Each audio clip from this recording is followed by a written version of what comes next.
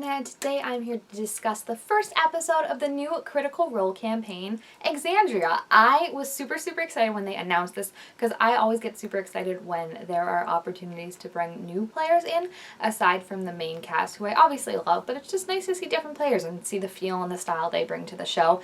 And obviously, this is a different GM, which is also really cool to see someone else's style, not just in a one-shot, but in kind of a still small but drawn-out campaign, you know?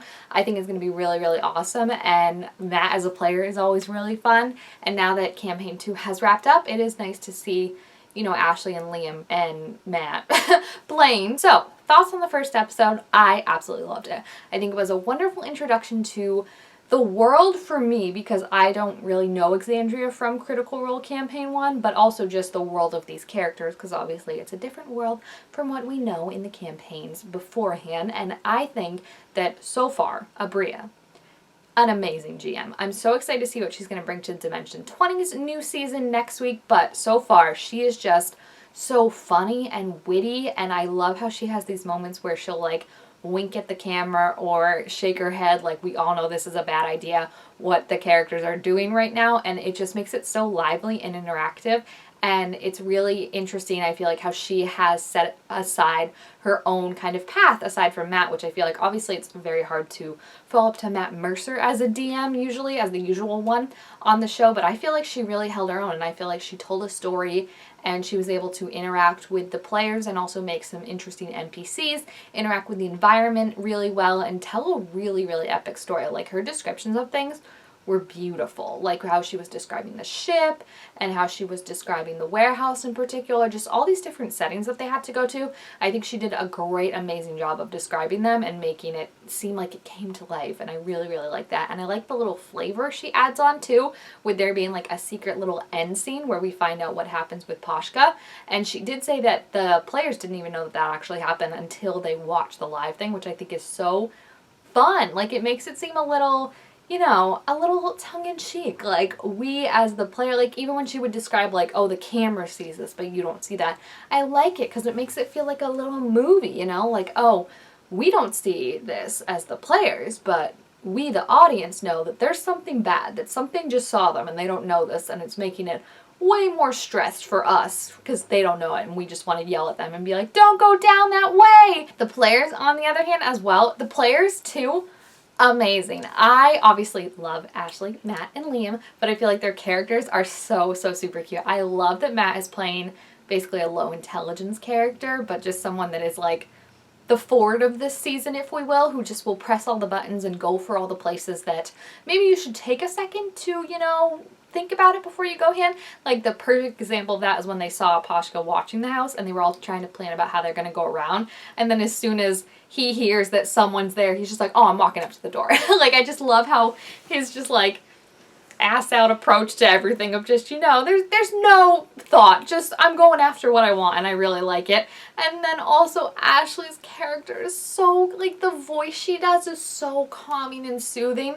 Like, I could just listen to that on a loop to try and fall asleep to, and it would just take me to sleep with gentle dreams, and just, oh, it's so beautiful. And I love that she has like that monkey fire spirit mister who hates Matt's character, which I think is so funny, how they were like, I'm gonna eat you, I'm gonna eat you, no, I'm gonna eat you. Like, I love the dynamic. I also love Amy's character. Amy is, I love her, okay? She was on this show called Young and Hungry that is such a, like, it's not the best show ever, but it's just so watchable, and she was so funny on that show. And then obviously she's also She-Ra from the new She-Ra show, and I love her, and I love getting to see her play and be so into it. And Opal is by far my favorite character, I do have to say. Someone was comparing her to like child of like Jester and Keyleth, because she's just so like like so happy and, you know, chaotic, and I really feel like it's very true that I am always drawn to the chaotic characters, so it is no surprise that she is one of my faves. But I just love her pink daggers.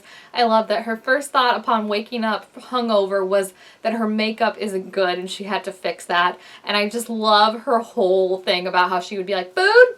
Guard? Like, that she just thought if she could call for things, they would just come to her. And I feel like Amy has a really good improvisation with everything, and obviously she's somewhat new to playing the game, But she's doing such a great job so far, and her character Opal is so entertaining and so intriguing, and I want to, all of them, I want to know more about their backstories, but Opal in particular, this thing going on with her twin sister Ted that's missing or something. I mean, they all have a week that's missing from them, which is very, very concerning. Anytime you're in a campaign and you have memory loss, that's a big old warning sign right there. So it's going to be interesting to see what exactly they got up to in that week that they don't remember. And then there's also, forgive me, I'm forgetting his name completely. I know it starts with a D, but the other guy's character, who I also love, the Bard, so fun. Like, bards are such an underrated class. I feel like people know they're great, but then every time I see one, I'm reminded of how great they are. So maybe they're just underrated in my mind that, like, I forget, you know? But he had that thing where he didn't roll too high, but he had the inkling that there was a person that's missing.